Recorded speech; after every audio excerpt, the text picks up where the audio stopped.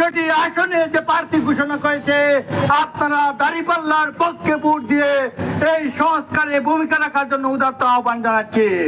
এই পর্যায়ে সভাপতি বক্তব্য রাখার জন্য উদাত্ত আহ্বান জানাচ্ছি বাংলাদেশ জামাত ইসলামী কোমলগঞ্জ উপজেলা শাখার সংগ্রামী আমির, আগামীর উপজেলা নির্বাচনে সম্মানিত পদপ্রার্থী উপজেলা চেয়ারম্যান প্রার্থী জনাব অধ্যক্ষ মাসুদ মিয়া ভাইকে।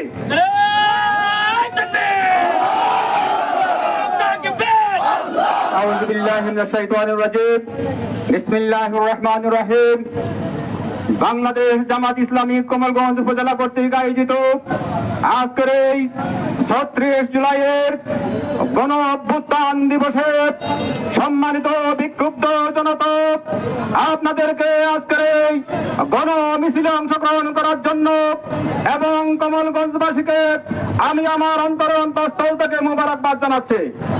সংগ্রামী জনতা, আপনাদের চোখের সামনে 15.5 বছর ওই বেশিবাদী শেখ হাসিনার সরকার একের পর এক 5 বছর পর পর নির্বাচনের বিভিন্ন ধরনের খেলায় নির্বাচন সম্পন্ন করে ক্ষমতায় টিকে থাকার জন্য বিভিন্ন ধরনের নীল নকশা এঁকে 15.5 বছর বাংলাদেশের মানুষের উপর জগদ্দল পাথর নিয়ে বসেছিল।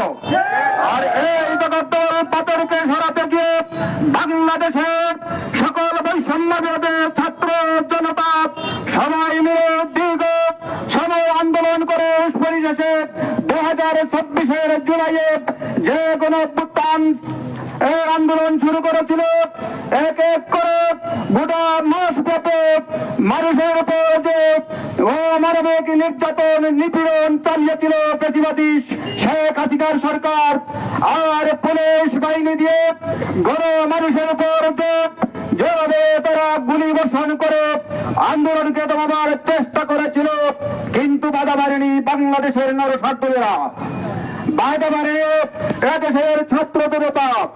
তাই ঝাঁপিয়ে পড়েছিল শেখ হাসিনার শেষ পরিণতি দেখার জন্য। তাই শেখ হাসিনা হয়ে গেল শেষ হাসিনা। আমরা দেখতে পেয়েছি এই 2024 সালের 5ই আগস্ট যেভাবে সে বাংলাদেশ নির্লজ্জভাবে পালিয়েছিল, তার অন্যতম কারণ ছিল আমরা ইতিহাসে যেমন হিটলার দেখেছি, লেডি হিটলারকে দেখি নাই, দেখেছি শেখ হাসিনাকে বাংলাদেশে লেডি হিটলার হিসাবে। তার সেই অমানবিক নির্যাতন নিপীড়নের মধ্য দিয়ে গোটা বাংলাদেশকে একটি কারাগার বানিয়ে রেখেছিল। বাংলাদেশের মানুষ যখন কথা বলতে পারত না,